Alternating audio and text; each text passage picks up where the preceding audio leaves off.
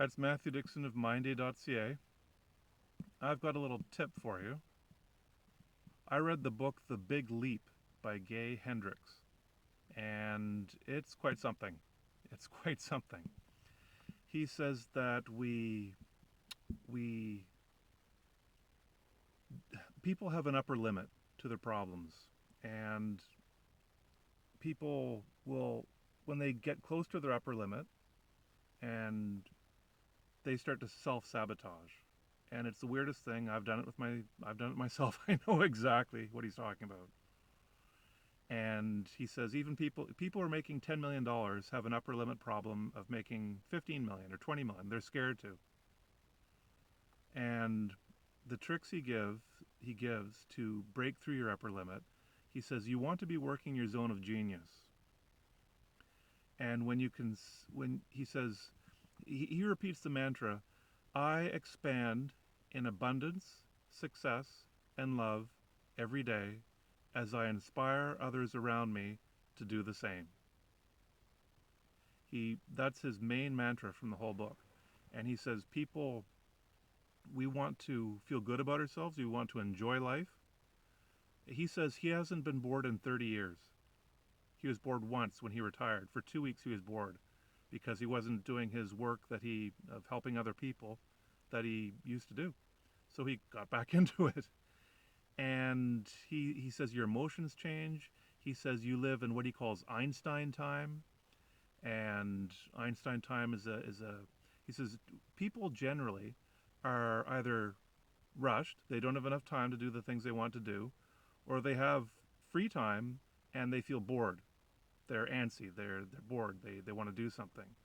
With Einstein time, you never feel rushed and you're never bored. You always, the time expands to fit what you need to do. It's quite something. So, and I know some people would say, I'm rushed. I've got a bunch of kids to look after, and I'm flat out. And I'm not an expert. I don't know what to tell you about that, but that's what he says in the book, and I highly recommend it. I was really impressed with that. The other thing is that Tim Ferriss, he's got a book called The Tools of Titans. He's in that book. He interviewed top world class people and asked them for their tricks, like how do you do what you do? What's your mindset? And the thing is, though, in that book, he talked to people. He gave an example of himself. He said, I've achieved a fair bit. He said he's got a podcast and shows and books and that sort of thing. But I don't always feel like I'm on top of my game. He gives an example of a 2 or 3 month period or a 1 month period where he says these are some of the things I did these weeks, this 4, 5, 6, 7, 8 weeks, and he lists his accomplishments. Started a podcast, started a TV show, stuff like that. He's got a list of those, and then he also has another list of these are also things I did that weren't very productive. He said he drank way too much coffee and his resting heart rate went up very high. He wore the same pair of jeans for like a week straight just to have some consistency in his life. And he lay in bed in the fetal position for way too long one day. And he says so. His point is that you don't have to be perfect. And he says a lot of other people are the same way. I believe in the book The Tools of Titans. He asks people a question. It's the same questions he asks of each person, I believe. And and one of them is something you're struggling with and or something you're not good at, to show people like yeah, like look at all these world class people, but they're not perfect. And it's he says often people who have achieved a lot of success, they have one or two things that they're really good at and they just focus solely on them. So Rachel Hollis, the entrepreneur, she talks about that too. She says she has days where she's not doing great, and she tries to post pictures of her accomplishments, and then her when she's stressed or tired or whatever, to show people like yeah, these are the two sides of me. You can still do stuff. You don't have to be perfect to do this stuff. So I just read the book The Big Leap recently, a week or two ago, And I'm thinking, okay, how does that compare with Tim Ferriss, Rachel Hollis, other people who say stuff like that about how you don't have to be perfect to do well, to have success?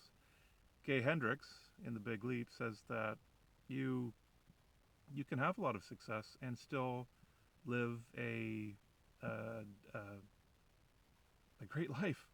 And so that's food for thought for me.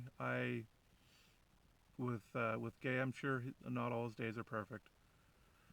So I think, but anyway, it's. I just wanted to share that with you. That's something I've learned recently, and I'm trying to absorb in my head. But that is one of the things I want to tell people, that you don't have to be perfect in order to do things. I think that is an amazing message, like what Tim and Rachel say.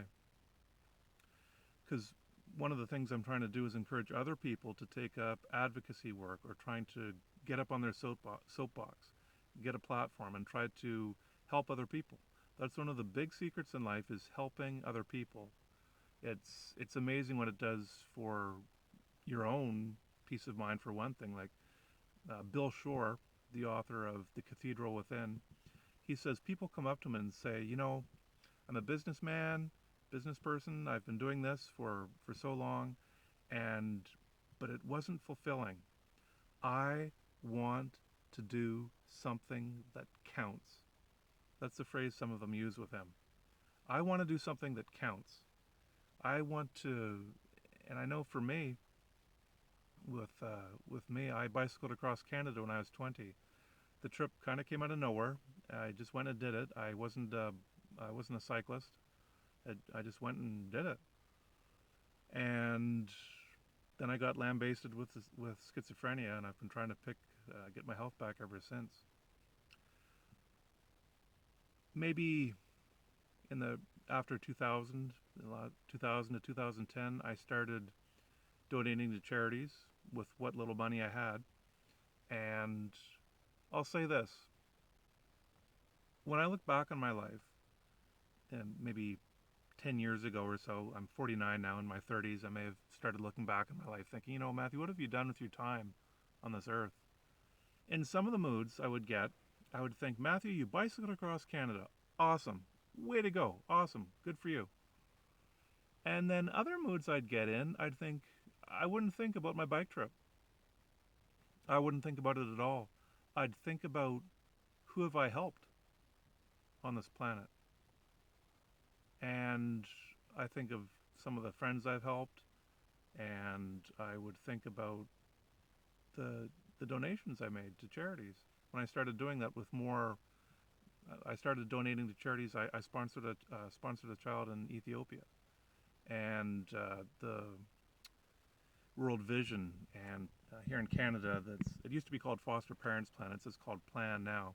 Plan Canada. They, both them and World Vision, they would give catalogs at Christmas time with, you can buy a goat, you can buy medical supplies, you can buy farming tools. And I started giving some of those gifts to my friends and family for Christmas, birthdays, and it made me feel good. And even though I was sick, well, I was sick with schizophrenia, so it was hard. It was hard to feel pleasure. It was hard to have good emotions, and I would send a check in the mail, and it's just very routine. I would just send the check, and my emotions around that when I would send the check were like, okay, I'm just doing this. One of the other things I have to do through my day that are painful, now and then I'd focus on the next thing I have to do. I'd have to go make dinner or whatever, go to work, and it was just one of the very routine, painful things I had to do. It was painful sending a check in the mail because of my disease, but it felt good, and I'll say that because even though, if you've got a mental illness you're in pain a lot of the time, emotional pain, you don't feel good, you don't feel grateful, you don't feel thankful, you don't feel happy, you're depressed, anxious, struggling to get through your day. For me, even though I sent a check in the mail and it was painful, because just existing was painful, it still registered. Something good about that registered. It registered with me.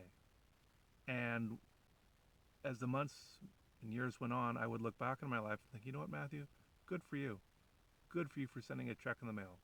It was painful. You didn't feel grateful or thankful or proud of yourself for doing that.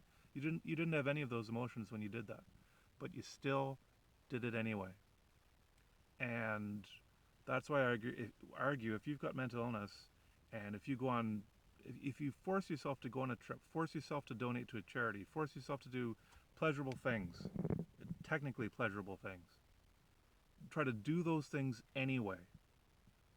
They count. They count. And I can look back on my life now that I'm feeling good. I've got my health back in 2021 after 27 years of recovery. I can look back and think, good for you, Matthew. Good for you for going on trips. I went out to Vancouver a number of times, got on the airplane. I donated to charities, did other things, this and that. And I can look back on that and say, good for you, Matthew. It was painful. It was hard. You didn't want to do it. You forced yourself through every second of it, but you did it anyway. If you're going through mental illness, try to do the things that you would technically like to do. Just do them anyway. You may not get any pleasure from them.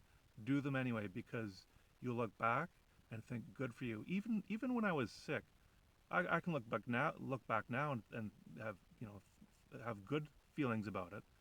But even when I was sick and looking back on my life and thinking, what did I do? There was still something in me that registered. Yeah, good for you, Matthew. Good for you. I'm glad you've been donating to charity, and it made me feel good. Hope that helps.